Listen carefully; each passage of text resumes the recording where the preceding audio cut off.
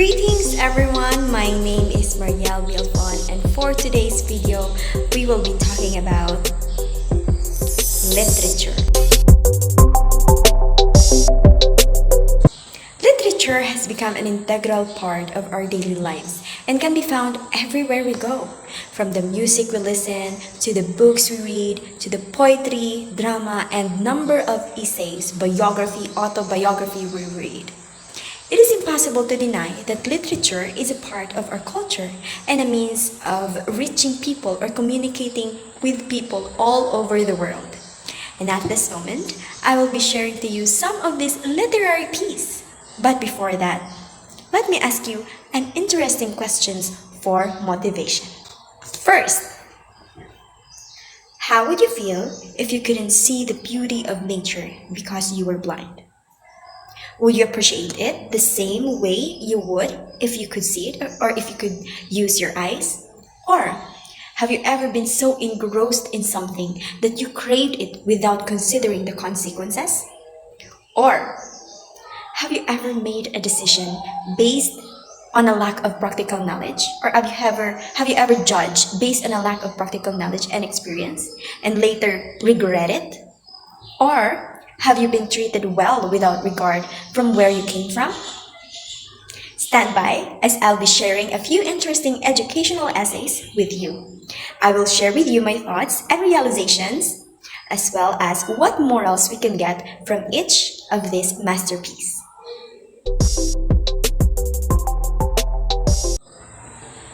Now let's begin with Benjamin Franklin's essay, The Whistle.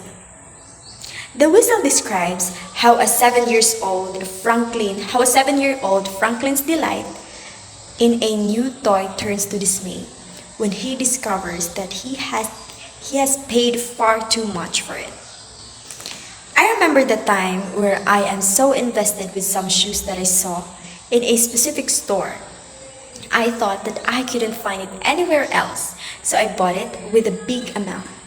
However, I saw the same shoes at another store with less price. Believe me, I regretted many times for buying immediately. Going back, Franklin turned the story into a moral lesson, urging others to question the excessive value placed on a material possession. As a result, we are encouraged to think 100 times before spending money and time on anything. Now let's move on from The 3 Days to See by Helen Keller. Helen Keller tells us that only the blind realize the blessings that lie on light. It means that people with all natural senses are not appreciating what they have till they lose it. Based on it, she encourages people to use their senses as much as possible because it is the reason using why they were created. The next literary piece I'll be sharing with you is Bacon's Of Studies essay.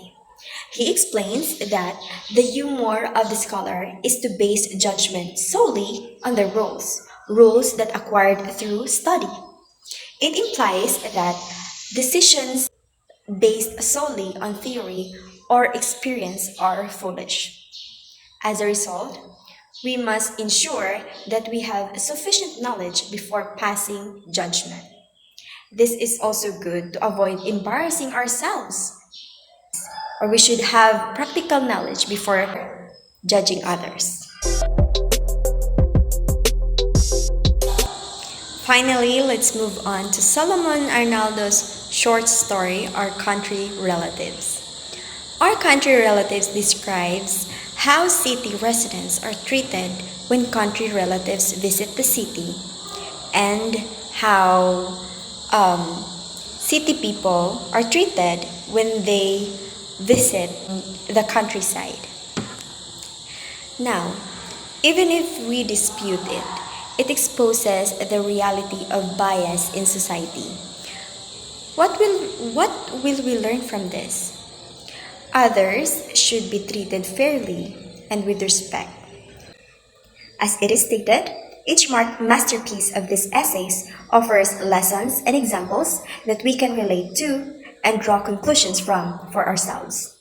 Each person can be affected by literature, which has the ability to convey lessons and values.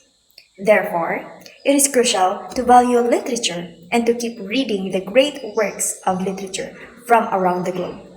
The meaning behind these works, as well as their significance, their imitation of life as literary works, the values, motivations, and beliefs that are inherent in the works can all be inferred through literary appreciation.